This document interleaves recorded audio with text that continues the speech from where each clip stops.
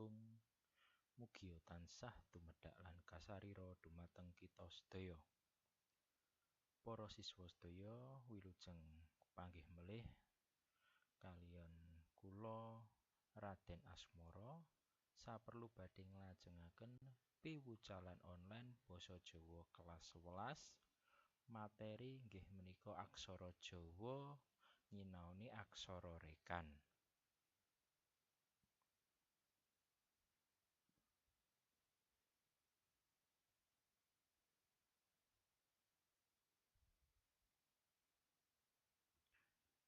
Para siswa sedaya, aksara rekan duweni guna yaiku kanggo setunggal nulis tembung manca kang dicethakake luwih-luwih tembung Arab. Aksara rekan ora bisa dadi pasangan. Aksara rekan bisa diwenehi sandhangan. Lah samenika wujudipun aksara rekan kados mekaten.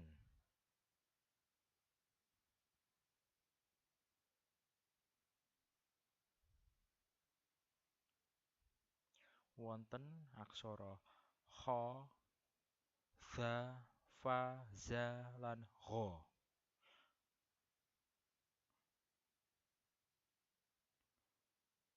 Lan aksara rekan wonten pasanganipun kados mekaten.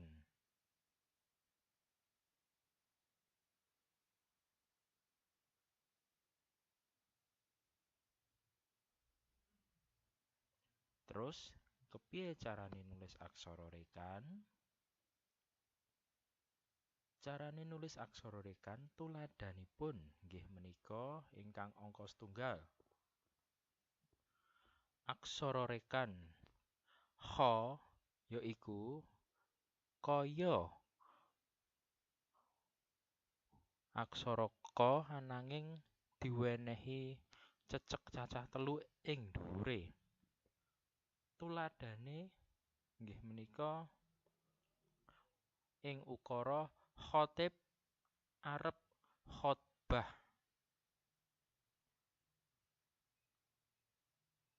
Nah, seratanipun Jawi kaya ngene iki. Kha direkan, ta diwulu, ba lajeng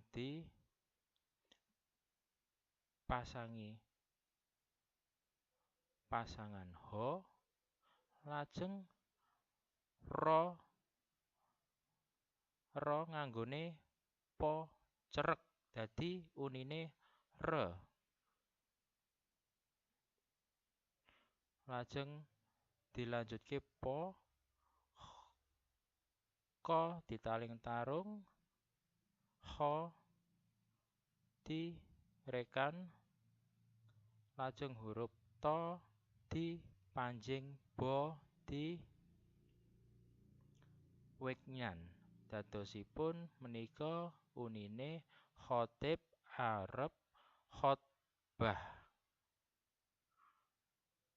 Lah tandha sakmenika nganggo tandha rekan ngunandhakake oh iki nganggo aksara rekan. Lajeng aksara za. Aksara za tuladhanipun wong zalim keset zikir. Lah aksaranipun kados mekaten. Wong dicecek. Wong zalim ma dipanjing ka lajeng dipepet keset zikir. Lah menika pasangan do lajeng dipun rekan lajeng diwenehi wulu kanggo ungeling swara zi. Lanjut ka diwulu lajeng dilayar. Dadosipun unine kabeh wong zalim keset zikir. Salajengipun aksara fa.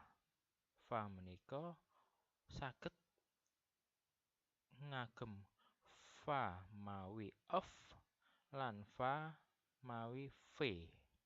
Sami-sami ungelipun of.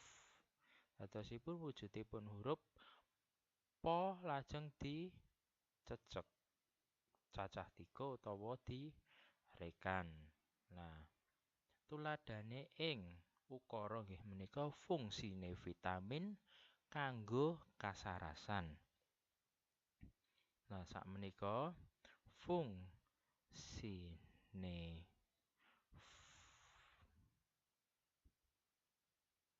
vitamin kanggo kasarasan. Nah, sakmenika kedahipun wonten wulu dipun tambahi wulu. Mengke para siswa saged nambahi piyambak. Nah, kesupen menika Bapak Raden Asmara kesupen nyuwun pangapunten. Lajeng aksara za. Wujudipun huruf nggih menika ja lajeng direkan. Lah, tuladhane ing ukara zakat iku wajib lan ziarah iku sunah.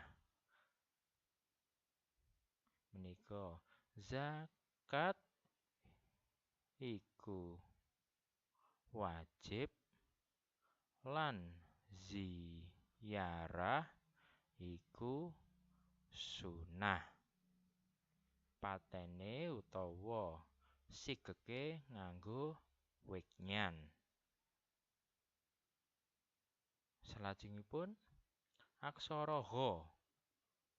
Hurufe nganggo aksara Jawa ha lajeng dipun cecek. Tuladhane nggih menika Ghazali tuku beras. Nah, sakmenika seratanipun Ghazali tuku beras. Sigeke nganggo sa lajeng dipangkon.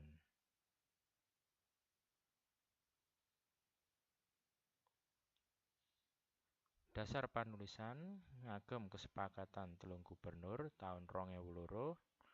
Pedoman penulisan aksara Jawa Yogyakarta. Penerbitipun Yayasan Pustaka Nusatama. Lajeng Suwarni Sukiyat 1997. Tuntunan menulis huruf Jawa Klaten. Penerbitipun Sahabat.